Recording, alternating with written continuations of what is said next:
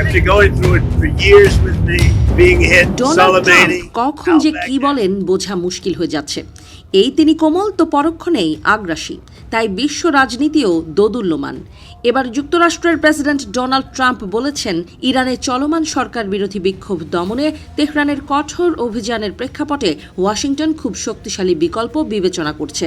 এর মধ্যে সামরিক হস্তক্ষেপের সম্ভাবনাও রয়েছে বলে ইঙ্গিত দিয়েছেন তিনি। এয়ারফোর্স ওয়ানে সাংবাদিকদের সঙ্গে কথা বলতে গিয়ে ট্রাম্প বলেন, আমরা বিষয়টি খুবই গুরুত্ব দিয়ে দেখছি। সামরিক বাহিনী বিষয়টি পর্যালোচনা করছে এবং আমরা কিছু শক্তিশালী বিকল্প নিয়ে ভাবছি। শিগগিরই আমরা সিদ্ধান্ত নেব। তবে তিনি সতর্ক করে বলেন, সম্ভাব্য কোনো বৈঠকের আগেই যুক্তরাষ্ট্রকে পদক্ষেপ নিতে হতে পারে। ট্রাম্প দাবি করেন, তার সামরিক হস্তক্ষেপের হুমকির পর ইরানের নেতৃত্ব আলোচনার আগ্রহ দেখিয়েছে। একটি বৈঠকের প্রস্তুতিও চলছে, যদিও তেহরান এই বিষয়ে তাৎক্ষণিক কোনো প্রতিক্রিয়া জানায়নি। এর আগে ইরানের শীর্ষ নেতারা যুক্তরাষ্ট্রকে কড়া হুঁশিয়ারি দেন। দেশটির পার্লামেন্ট স্পিকার মোহাম্মদ বাকের গালিবাফ বলেন, ইরানের ওপর আক্রমণ হলে ইসরায়েল ও মধ্যপ্রাচ্যে অবস্থিত সব মার্কিন ঘাঁটি ও জাহাজ আমাদের বৈধ লক্ষ্য হবে। ইরানে এই বিক্ষোভ শুরু হয় গত 28 ডিসেম্বর। তেহরানের ঐতিহ্যবাহী গ্র্যান্ড বাজারের ব্যবসায়ীরা ইরানি রিয়ালের ভয়াবহ দরপতনের প্রতিবাদে দোকান বন্ধ করলে আন্দোলনের সূচনা হয়। পরে তা সারা দেশে ছড়িয়ে পড়ে।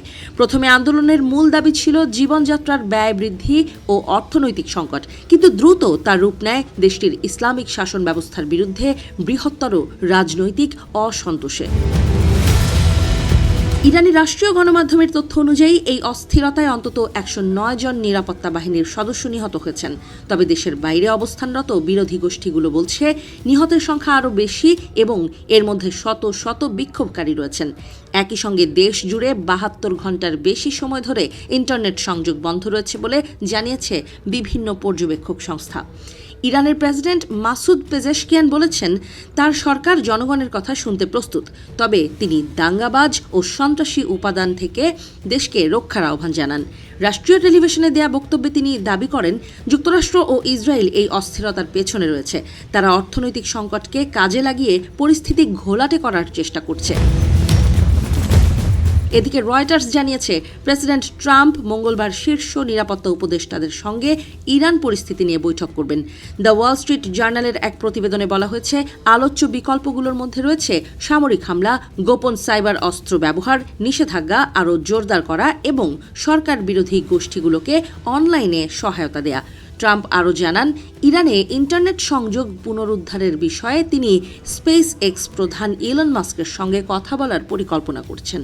স্টারলিংক স্যাটেলাইট ইন্টারনেট ব্যবস্থার মাধ্যমে ইরানে সংযোগ দেওয়ার সম্ভাবনাও আলোচনা রয়েছে।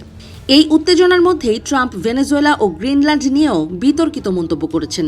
তিনি নিশ্চিত করেছেন, ভেনেজুয়েলার বিরোধী নেত্রী মারিয়া করিনা মাচাদোর সঙ্গে শিগগিরই তার বৈঠক হবে। পাশাপাশি গ্রিনল্যান্ডকে যুক্তরাষ্ট্রের নিয়ন্ত্রণে নেয়ার আগ্রহের কথাও পুনর্ব্যক্ত করেন ট্রাম্প।